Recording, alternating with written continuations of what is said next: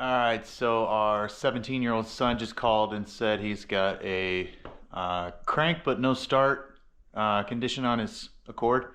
He says it kind of starts for a second then sputters and dies. So I've got a bunch of tools packed up a tool bag with a bunch of miscellaneous stuff. So let's go brave the cold and see what's wrong with his car. Hopefully we can get it back, huh? So luckily this friend of his house is not very far away. So hopefully we don't have to come back for anything, but if we do, it's not terribly far. All right, finally made it out to the car. All right, sir, go ahead and crank it for a little bit.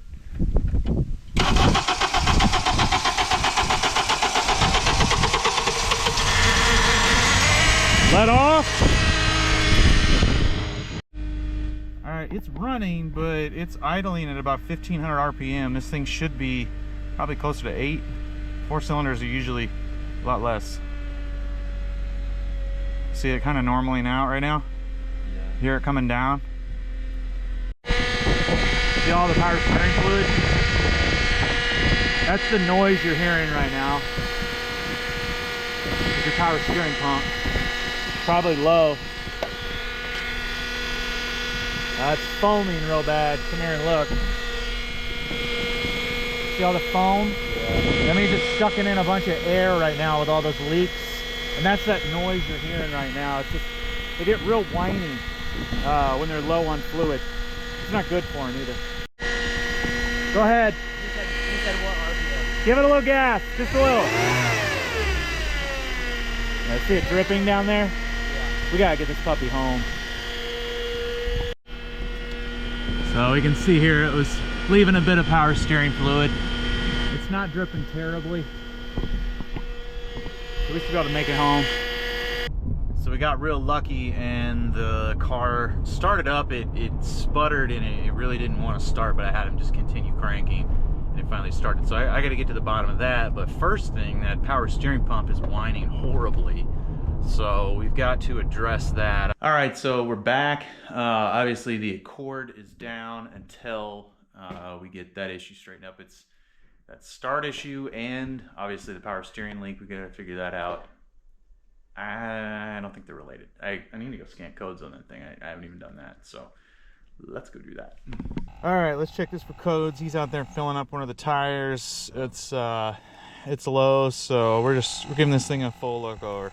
All right, so the only code stored on this is one that we found the other day, is a thermostat code. I wouldn't think a thermostat would be causing a long start, like a hung start condition. I'm gonna look into that, but I highly doubt that.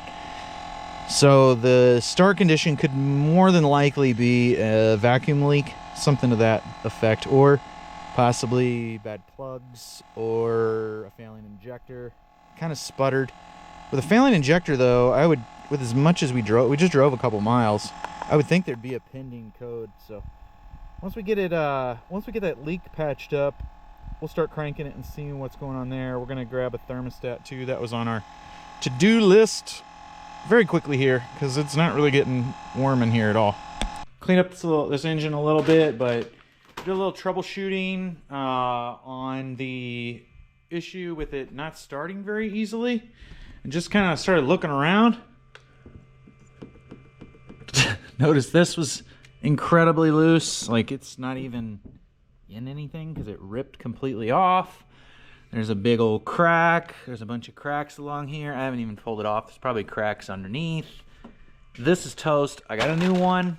I'll put a link in the description. Whoops, in the description and the pinned comment to this. You can get it on Amazon. I got it next day to me, so I think it was only like 20 bucks. Pretty sweet. But we found other problems with it. The thermostat, I had to put a new thermostat in. The power steering pump was completely just belching fluid everywhere. It was leaking all over the place. So that's why the whole engine bay is doused on that side. I just got done with that. That was just... I'm exhausted. There's a lot going on with this thing right now that it's been neglected. My kid has not been keeping tabs with it, so Anyway, let's put this on, and then we're gonna do that video this week. I'll try and get to the thermostat, editing that, and the power steering pump as quickly as I can. All right, we're gonna take this clamp off. And we're gonna take it all the way off once we get it out of here. And we're gonna take this clamp off. I haven't even smoked the intake system. I was going to, but I found these giant holes, which are definitely causing it. It kind of runs, it kind of sputters, but it's running real rich. So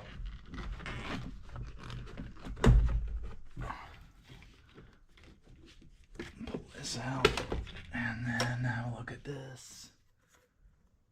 Yeah, it's definitely, it's hosed there. Whoops. That hose fitting is done. Okay. Take the clamps.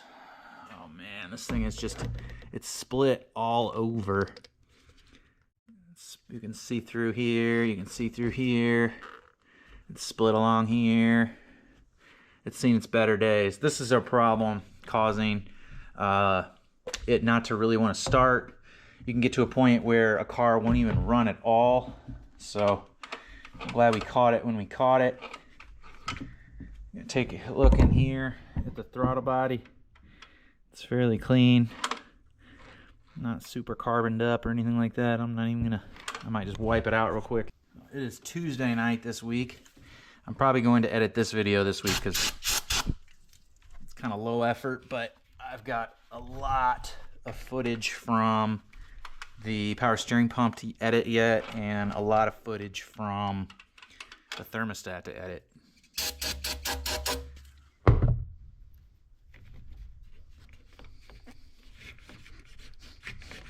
So I'll just clean up this butterfly plate. You want to kind of clean the fronts and backs of it.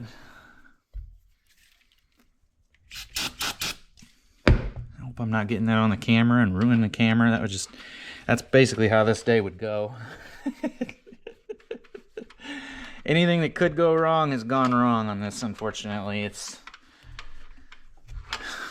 been needing some love, and no one's been saying anything about their car. You gotta get these young kids, you gotta get them in. You gotta just pull their cars in to say, yeah, no, it's coming in for maintenance.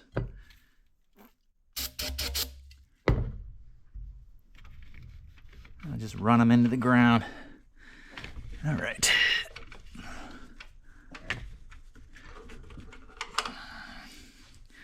All right, cleaned up the butterfly plate. This new one comes with brand new clamps, so I'm gonna have to swap those over. That's kind of nice. They are a different size though. I'll need a different size socket.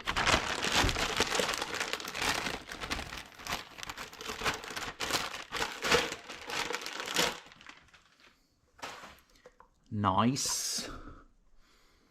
That's actually this way. And that guaranteed that was not helping at all. Let's get this off of here.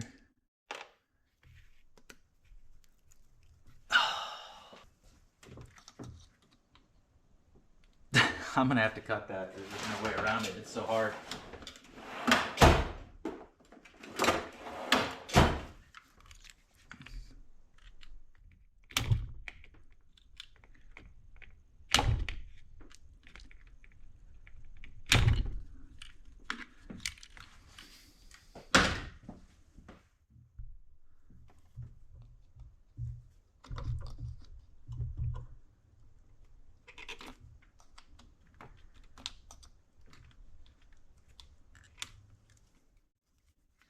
Man, it's so dry rotted. Okay, this can stay up. I'm gonna get a socket set for this. It's friggin' cheap clamps. I'm tempted to put the old ones back on, as beat up and old as they are. It's just, this thing is not coming apart. Oh, the little worm clamp's actually working now. It's heard me. I was legit gonna get rid of it. Okay. We'll we'll slide this puppy on. Slide this little puppy on here. This little tab's gotta go in between here. Oh, come on. Oh, don't tell me this is the wrong size.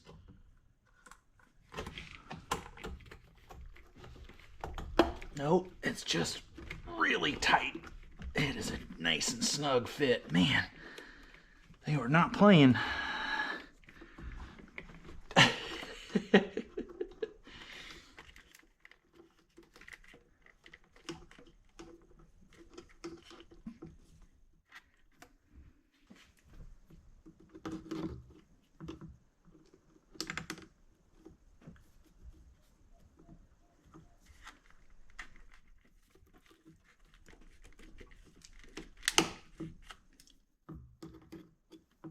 Should grab my vice grip pliers, but you know, this is what I grabbed because it's just being lazy and quick. I thought it'd be easier, but it is acting up.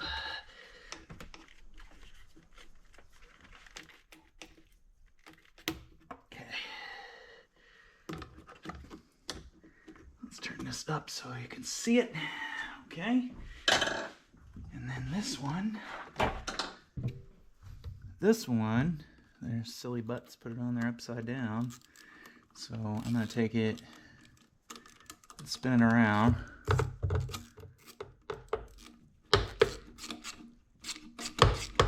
Or just take the whole clamp apart, because that's what these worm clamps seem to want to do. These are just cheap. Oh, goodness.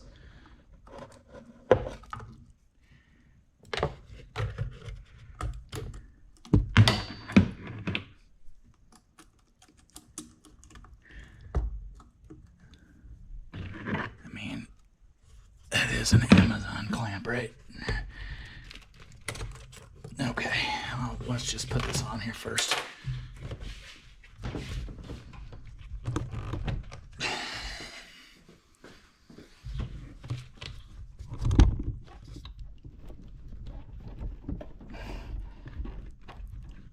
Okay, it's got to go in a little tab right here, right there.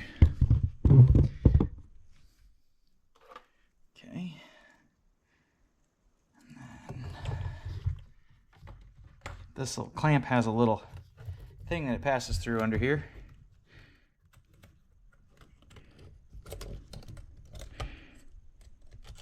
Okay. And then we'll put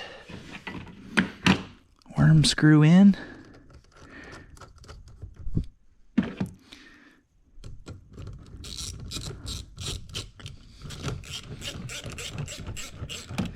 We're going to hang on to those old clamps. And if these don't work out,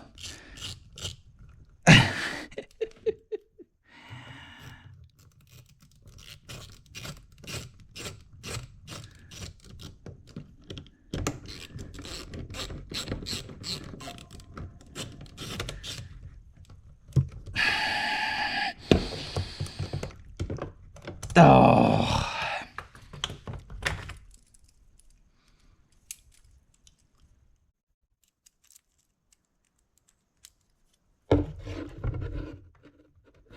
Junk. The tube looks nice, but man, these clamps are junk. I'm really regretting not just keeping the whole ones. I should just grab that one.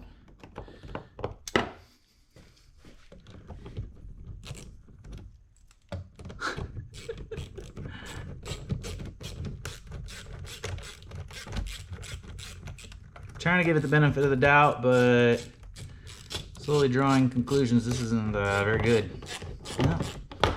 Maybe I spoke too soon. It's snugging down. I mean, I'm not going to have this thing off all the time, so I don't really care. As long as it holds.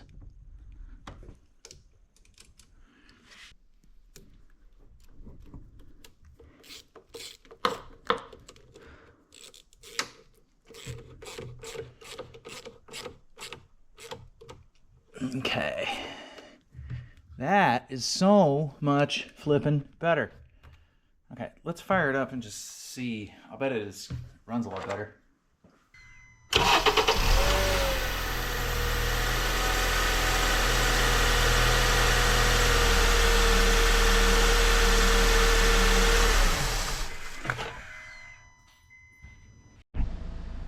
Alright, seems to be idling just fine now with that duct replaced.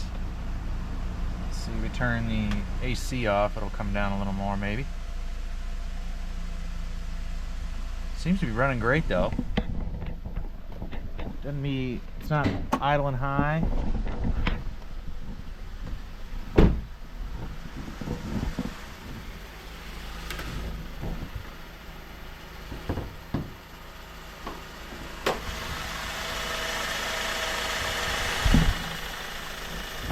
Alright, and thanks for watching. As always, the parts and tools used in the video are linked in the description and pinned comment below. Be sure and hit that subscribe button. Thanks for watching. We'll see you on the next one. Don't forget to subscribe, like I said, and look out for the power steering pump rebuild and thermostat video that I did along with this one. It's just a lot to try and edit at once. So, thanks again.